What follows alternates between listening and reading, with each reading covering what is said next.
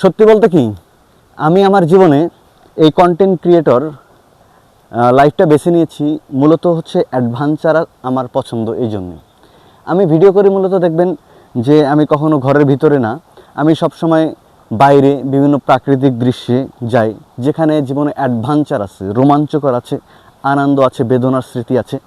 আমি সেই জায়গাগুলোই হচ্ছে ভ্রমণ করি। আমি আমার ভিডিওর মাধ্যমে আমি সেই জায়গাগুলোকেই তুলে ধরার চেষ্টা করি আপনাদের সামনে। সো আমি আজকে যেখানে এসেছি এই জায়গাটা আপনারা দেখেন, এত সুন্দর একটা পাহাড়ের উপর আমি পাহাড়ের চূড়ায় অবস্থান করতেছি। আমার যে হাতের বাম পাশে যে পাহাড়টা দেখতে পাচ্ছেন, এখানে মাঝখানে একটা গিরিখাত আছে, এখানে ছোট একটা পানির হচ্ছে ছড়া আছে। এই ছড়ার পরেই কিন্তু হচ্ছে আপনার ইন্ডিয়া। আমি যেখানে আছি এটা হচ্ছে পুরোটা নোম্যাস ল্যান্ডের মাঝখান দিক দিয়ে। আপনি দেখেন আমি এই পাহাড়ের চূড়ায় আসার জন্য প্রচুর পরিমাণে কষ্ট করে এখানে আসছি। আপনারা দেখতেই পাচ্ছেন।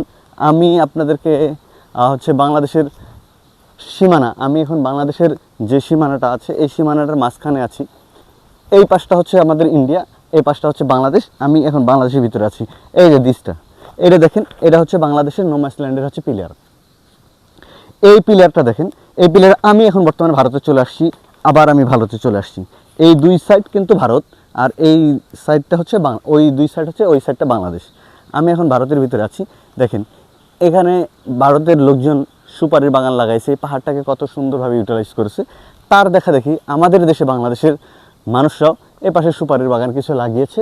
এগুলা এক সময় সব বাঙালিরাই করতো, এখন মানে হচ্ছে ইন্ডিয়ানরাই করতো এই জায়গাগুলোতে।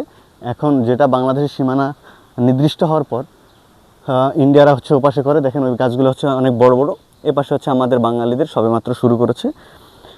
তো মোট কথা হচ্ছে আমি অ্যাডভেঞ্চার পছন্দ করি। যারা যারা আমার সাথে অ্যাডভেঞ্চার পছন্দ করেন এবং বিভিন্ন প্রাকৃতিক দৃশ্য দেখতে পছন্দ করেন, আমার ভিডিওগুলোর সাথে থাকবেন, আমার সাথে থাকবেন। দেখবেন আমি কত সুন্দর সুন্দর জায়গায়, কত সুন্দর সুন্দর লোকেশনে আপনাদেরকে আমি নিয়ে যাই। থ্যাংক ইউ এতক্ষণ ধরে পাশে থাকার জন্য, আমার ভিডিওটা শেষ পর্যন্ত দেখার জন্য। আল্লাহ হাফেজ।